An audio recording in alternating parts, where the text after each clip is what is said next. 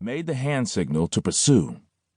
As the French flew closer, the identity of the ships in the other group became clear: the Boche. It was a mixed group of 10 Fokkers, including 4 all-black triplanes.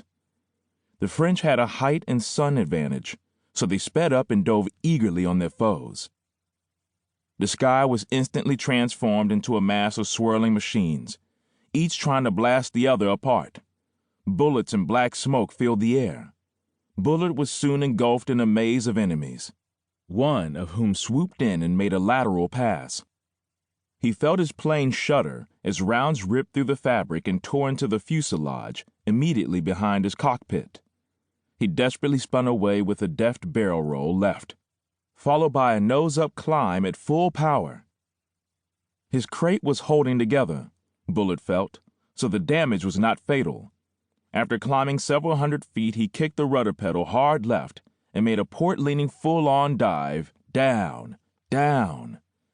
The German who had attacked him was nowhere in sight. Bullard had ended up about a half-mile from the circle of snarling aircraft. At that moment, one of the black triplanes punched out of the melee. For whatever reason, the German pilot did not see Bullard. The Fokker completed a wide, sweeping turn, away from Bullard, apparently intent on getting enough space to come about and plunge back into the dogfight. Bullard was on him like fleas on a hound dog. He couldn't believe his luck. He fell in behind the big plane, and as soon as he was wings level, he steadied the aircraft with his right hand on the control stick, and with his left he squeezed his firing button. 24 rounds hammered into the black shape. Bullard could see bits of material flake off the plane, and a wisp of black smoke began to trail from the engine. Was this it? Would this be his first successful score? And such a big one to boot. Before he had time to fully contemplate his mates toasting him with champagne, the Fokker, in a series of lightning moves, pulled up, over and away. Bullard had lost him. Where could he have gone so quickly? The answer was soon obvious. The more experienced German in his big 3-wing machine was squarely on Bullard's tail. Bullets began tearing into his fuselage again. He ducked the other way this time, to the right and down. The Fokker stayed with him, hammering away.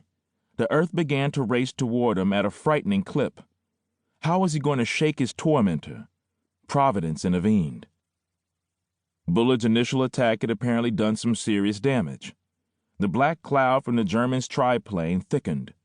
His motor coughed and sputtered. Before the German pilot could finish his attack, his engine started seizing. Bullard's last sight of the black lacquered bird, from over his shoulder, revealed his opponent turning away, trailing smoke and corkscrewing toward the earth. Meanwhile, Bullard had plunged perilously, close to the ground.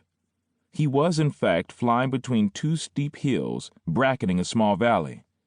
He was at an altitude of less than 300 feet. As fate would have it, atop one of the hills and very close by was a German machine gun nest. As Bullard flew past, level with the gun's lofty perch, the German crew opened fire. Several well-aimed slugs slammed into Bullard's engine, causing it to fail instantly. Thick black castor oil splattered all over his windscreen as well as his face and goggles. He was effectively blind.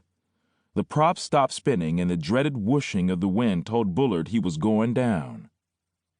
Quickly wiping his goggles with a gloved hand, he gently eased up on the stick and looked for a place to set down.